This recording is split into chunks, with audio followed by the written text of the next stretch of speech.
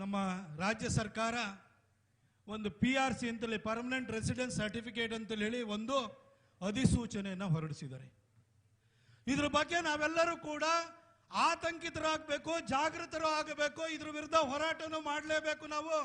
ಯಾಕಂದ್ರೆ ನಮ್ಮ ನರೇಂದ್ರ ಮೋದಿಜಿಯವರ ಸರ್ಕಾರ ಅಕ್ರಮ ಬಾಂಗ್ಲಾ ವಲಸಿಗರನ್ನ ತಡಿಬೇಕು, ಸೂಕ್ತವಾದಂತಹ ವ್ಯಕ್ತಿಗಳಿಗೆ ಭಾರತದ ನಾಗರಿಕತ್ವವನ್ನು ಕೊಡಬೇಕು ಅನ್ನೋ ಕಾರಣಕ್ಕೆ NRC ಅಂತ ತರಲಿಕ್ಕೆ ಹೋದ್ರು, ನ್ಯಾಷನಲ್ ರಿಜಿಸ್ಟರ್ ಆಫ್ ಸಿಟಿಸನ್ಸ್ ಅಂತ ಹೇಳಿ ತರಲಿಕ್ಕೆ ಹೋದ್ರು.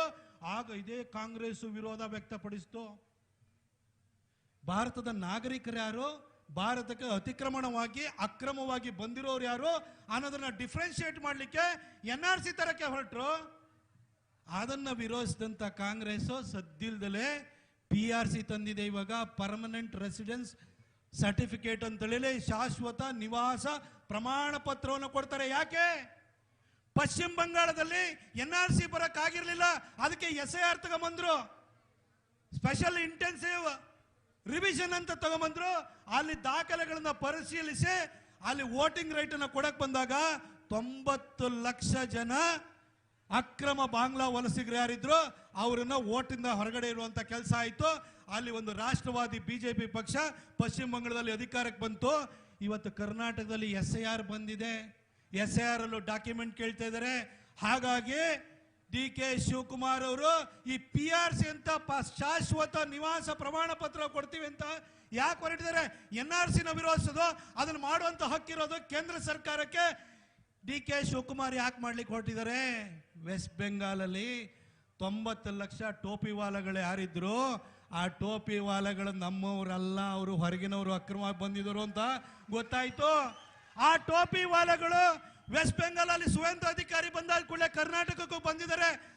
ಸಾಲಾಗಿ ದಂಡಾಗಿ ಇದೇ ರೈಲ್ವೆ ಸ್ಟೇಷನ್ ಅಲ್ಲಿ ಬಂದು ಇಳಿತಾ ಇದ್ದಾರೆ.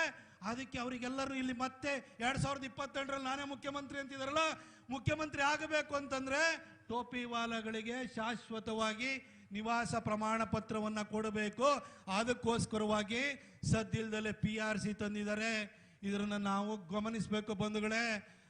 ಸಿದ್ದರಾಮಯ್ಯನವರಾದ್ರೂ ಕೂಡ ನೇರವಾಗಿ ವಿರೋಧಿಸ್ತಾ ಇದ್ರು. ನಮಗೆ ನಮ್ಮ ಹಿಂದೂ ವಿರೋಧಿ ಯಾರು ಅಂತ ಕಾಣಿಸ್ತಾ ಇತ್ತು. ಆದ್ರೆ DK ಶಿವಕುಮಾರ್ ಕೈ ತುಂಬಾ ದಾರ ಕಟ್ಕೊಂಡಿರ್ತಾರೆ, ಕೊರಳು ತುಂಬಾ ಹಾರ ಹಾಕೊಂಡಿರ್ತಾರೆ, ಬೆಳಗ್ಗೆ ಎದ್ದು ಕೂಡಲೇ ದೇವಸ್ಥಾನಕ್ಕೆ ಹೋಗ್ತಾರೆ. ಇವರೇನು ಹಿಂದೂ ಭಕ್ತರು, ಬಹಳ ಹಿಂದೂ ಪರವಾಗಿದ್ದಾರೆ ಅಂತ ದಯವಿಟ್ಟು ನೀವು ಮಿಸ್ಟೇಕ್ ಮಾಡ್ಕೊಳಕ್ ಹೋಗ್ಬೇಡಿ. ಶಿವನ ಬೆಟ್ಟ, ಕಪಾಲೆ ಬೆಟ್ಟವನ್ನ ಯೇಸು ಬೆಟ್ಟ ಮಾಡಕ್ ಹೋಗಿದೆ ಇದೇ DK ಶಿವಕುಮಾರ್. ದಯವಿಟ್ಟು ಅವರು PRC ತರ್ತಾ ಇರೋದ್ರ ಹಿಂದೆನೂ ಕೂಡ ಉದ್ದೇಶ ಶುದ್ಧಿ ಇಲ್ಲ. ಟೋಪಿ ವಾಲಾಗಳನ್ನ ವೋಟರ್ ಲಿಸ್ಟ್ ಅಲ್ಲಿ ಉಳಿಸಬೇಕು ಅಂತ ಹೇಳಿ ಬಂದಿರುವಂತ ಸಂದರ್ಭದಲ್ಲೇ PRC ತಂದಿದ್ದಾರೆ. ಇದಕ್ಕೆ ನಾವೆಲ್ಲರೂ ಕೂಡ ಜಾಗೃತರಾಗಬೇಕು, ಹೋರಾಟ ಮಾಡಬೇಕು ಅಂತ ಹೇಳ್ತಾ ನನಗೆ ಮಾತಾಡಲಿಕ್ಕೆ ಅವಕಾಶ ಮಾಡಿಕೊಟ್ಟ ಎಲ್ಲರಿಗೂ ಮತ್ತೊಂದು ಸರಿ ನಮ್ಮ ಎಲ್ಲ ಕಾಯಕ ಸಮುದಾಯಗಳಿಗೆ ಹೇಳಲಿಕ್ಕೆ ಬಯಸ್ತೀನಿ.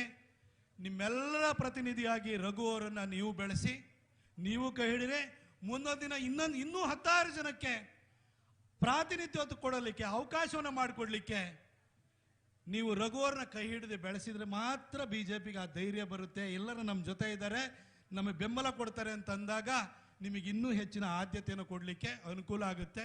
ದಯವಿಟ್ಟು ಈ ಭಾಗದಲ್ಲಿ ರಘುವರನ್ನ ಕಾಯಕ ಸಮುದಾಯಗಳ ನಾಯಕರಾಗಿ ಬೆಳೆಸಿ ಅಂತೇಳಿ ಹೇಳ್ಬಿಟ್ಟು ಮಾತ್ರ ಮನವಿಯನ್ನು ಮಾಡಿಕೊಂಡು ನನ್ನ ಮಾತನ್ನು ಮುಗಿಸ್ತೀನಿ. ಬೋಲೋ ಭಾರತ್ ಮಾತಾ ಕಿ.